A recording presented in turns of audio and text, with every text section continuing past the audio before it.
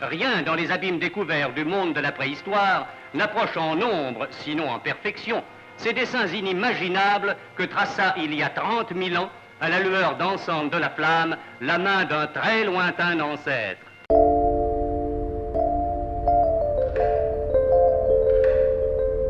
Un chien qui disparaît dans un trou plein de ronces, rien que de banal. Mais ce jour de septembre 1940, voici 8 ans, devait être le départ d'une des plus extraordinaires aventures. L'ayant vu disparaître, quelques jeunes gens, ses maîtres, partirent à sa recherche.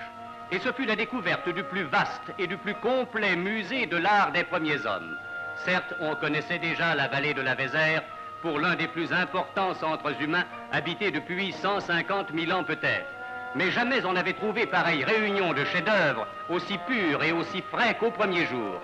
Tracé, voici quelques 30 000 ans d'une main savante qui connaît l'anatomie animale, touché de plusieurs couleurs dans une harmonie polychrome habile, plus de 100 peintures et gravures dont les dimensions oscillent de 30 cm à 5 mètres, rappellent ici que nos lointains devanciers n'étaient pas que de pauvres êtres seulement aux prises avec les besoins élémentaires.